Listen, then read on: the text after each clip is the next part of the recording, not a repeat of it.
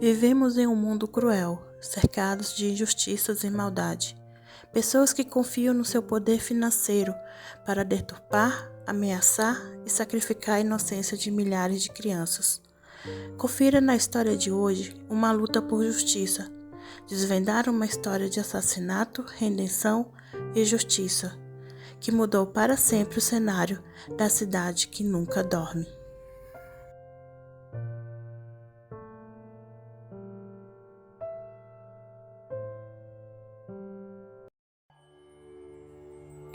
No coração de Nova York, em uma noite fria de inverno, o metrô estava repleto de passageiros indo para casa após um longo dia de trabalho. Entre a multidão apressada, um homem de terno escuro, com um olhar sombrio nos olhos, chamou a atenção de todos. Pouco depois de entrar no trem lotado, um grito ecoou pelos corredores.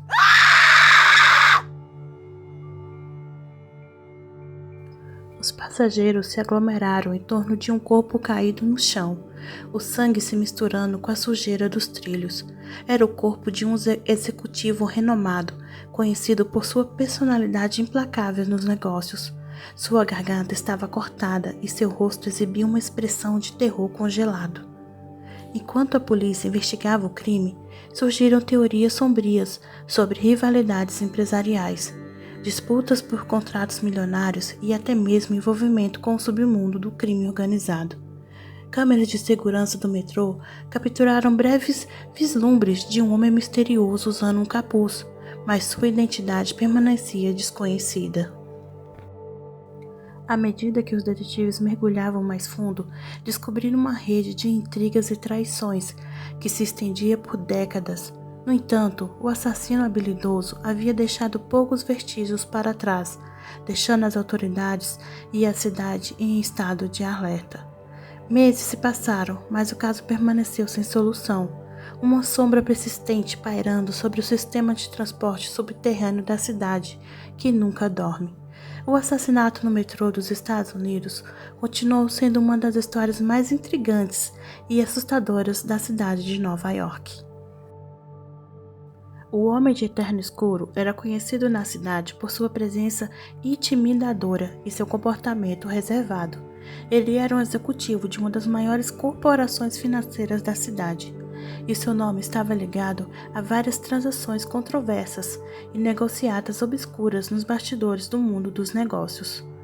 Com um rosto impassível e olhos frios, ele frequentemente era visto em eventos sociais da alta sociedade, mas poucos ousavam se aproximar dele, além das formalidades necessárias. Rumores circulavam sobre suas conexões com figuras poderosas e sua habilidade para eliminar concorrentes sem deixar rastros. Apesar de sua reputação sombria, poucos suspeitavam que ele poderia ser capaz de um crime tão brutal, como um assassinato no metrô. No entanto, sua presença no local do crime levantou questões perturbadoras. Enquanto isso, a investigação avançava. O homem de terno escuro permanecia evasivo, recusando-se a cooperar plenamente com as autoridades. Sua influência e recursos significativos complicavam ainda mais os esforços da polícia para obter respostas claras sobre o que realmente aconteceu naquela noite fria no metrô de Nova York. A vítima era um executivo renomado no mundo dos negócios. Conhecido por sua personalidade implacável e sua participação em transações financeiras controversas, ele era uma figura proeminente na cena empresarial de Nova York. Com conexões influentes e sua reputação de lidar com mão de ferro em seus negócios, seu assassinato no metrô deixou a cidade perplexa e desencadeou uma investigação complexa para desvendar os motivos por trás do crime e identificar o responsável. À medida que a investigação avançava, os detetives se viram diante de um quebra-cabeça cheio de reviravoltas. Eles entrevistaram testemunhas no metrô naquela noite, analisaram as câmeras de segurança e vasculharam minuciosamente os registros financeiros e antecedentes da vítima em busca de pistas. Descobriram uma teia de rivalidades empresariais, disputa por contratos lucrativos e intriga nos bastidores do mundo dos negócios. Além disso, surgiram suspeitas sobre possíveis ligações da vítima com as atividades ilegais e com o submundo do crime.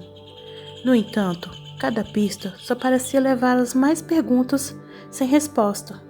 O homem de terno escuro, com sua presença sinistra e sua relutância em cooperar totalmente com as autoridades, permanecia no centro das atenções, mas sua influência e recursos financeiros o tornavam difícil avançar nas investigações.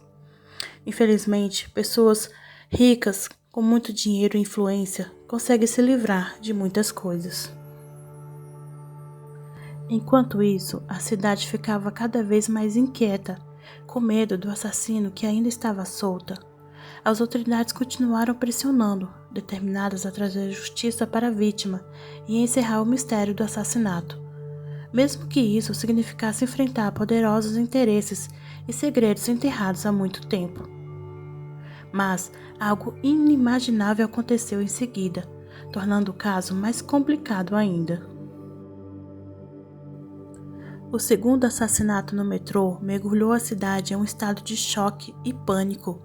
Dessa vez, a vítima era um advogado influente, conhecido por sua atuação em casos de alto perfil e sua determinação em enfrentar poderosas corporações e figuras públicas. Ele tinha uma reputação de ser implacável em seu trabalho, lutando fervorosamente pelos interesses de seus clientes e não temendo desafiar os poderosos. Como da primeira vez, o assassino deixou poucos vestígios, exceto por uma marca distinta deixada no local do crime. Um símbolo enigmático gravado em uma superfície próxima ao corpo. O que será que aquilo significava? Enquanto os detetives lutavam para ligar os dois assassinatos e descobrir a identidade do assassino, a cidade se via assombrada por um medo crescente de que um serial killer estivesse à solta nos túneis do metrô. Com cada novo desenvolvimento, as teorias conspiratórias e os rumores se espalhavam rapidamente, alimentando o clima de desconfiança e paranoia. Enquanto isso, o homem de terno escuro permanecia uma figura sombria nos bastidores, observando silenciosamente enquanto a cidade se debatia com um mistério que parecia estar desdobrando diante de seus olhos. A investigação no segundo assassinato lançou uma nova luz sobre o caso original, revelando conexões surpreendentes entre as vítimas e lançando dúvidas sobre as narrativas estabelecidas até então. Com o destino da cidade em jogo, os detetives enfrentaram uma corrida contra o tempo para desvendar os segredos ocultos sobre as ruas de Nova York, antes que o assassino pudesse atacar novamente. Mas o que as vítimas tinham em comum? Apesar de ocupar as diferentes esferas profissionais, as duas vítimas compartilhavam uma conexão indireta através de suas atividades e interações no mundo dos negócios e do direito. Ambos eram figuras proeminentes em suas respectivas áreas, envolvidos em casos e transições que envolviam grandes somas de dinheiro e poder. Além disso, durante a investigação do segundo assassinato, os detetives descobriram que as vítimas haviam se cruzado em algumas ocasiões, seja em eventos sociais ou transações comerciais. Essa descoberta levantou questões intrigantes sobre possíveis motivos compartilhados ou conexões ocultas que poderiam ter levado alguém a direcionar sua ira contra eles. Embora as investigações ainda estivessem em andamento, ficou claro que as vítimas não eram meras coincidências e que a chave para desvendar o mistério do assassinato poderia estar nas relações complexas e nas rivalidades dentro das elites da cidade de Nova York. Os detetives descobriram que as duas vítimas estavam, na verdade, trabalhando juntas, em segredo, para desvendar um esquema de tráfico humano que operava nas sombras da cidade. Ambos haviam se dedicado a expor essa rede criminosa e resgatar uma vítima inocente que estava sendo explorada. O assassino, revelado como um membro influente da elite empresarial da cidade, estava profundamente envolvido no esquema de tráfico e via as atividades das vítimas como uma ameaça direta aos seus interesses e reputação. Determinado a silenciar qualquer pessoa que ameaçasse expor suas atividades criminosas, ele planejou meticulosamente os assassinatos no metrô para encobrir seus rastros e evitar ser descoberto. Com o desdobramento dos eventos, ficou claro que as vítimas estavam se aproximando perigosamente da verdade sobre o esquema de tráfico, e o assassino estava disposto a fazer qualquer coisa para proteger seus segredos sombrios.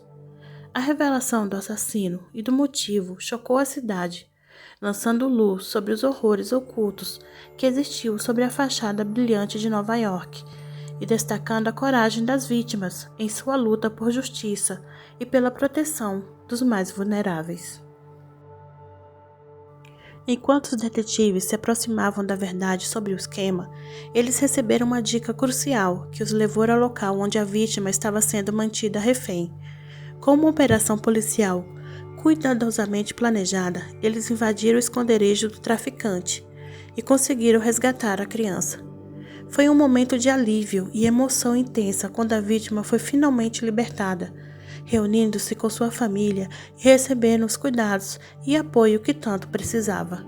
Enquanto isso, os detetives continuavam sua busca pelo assassino, determinados a levar justiça às vítimas e garantir que nenhum criminoso escapasse impune.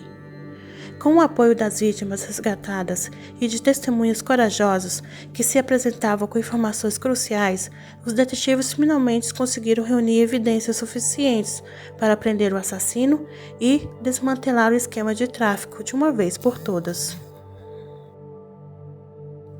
Lembram da marca encontrada na segunda vítima? O símbolo enigmático encontrado na segunda vítima era um círculo entrelaçado com uma linha vertical no centro. Esse símbolo era conhecido entre os membros do esquema de tráfico como o selo da obediência.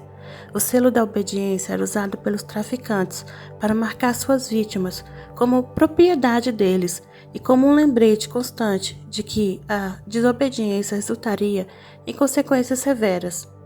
Era uma tática psicológica para manter elas subjugadas e sob controle, instilando nelas o medo paralisante de represálias caso tentassem escapar ou denunciar seus captores. A descoberta do selo da obediência nas duas vítimas revelou não apenas sua conexão com o esquema, mas também a crueldade e a brutalidade dos criminosos envolvidos.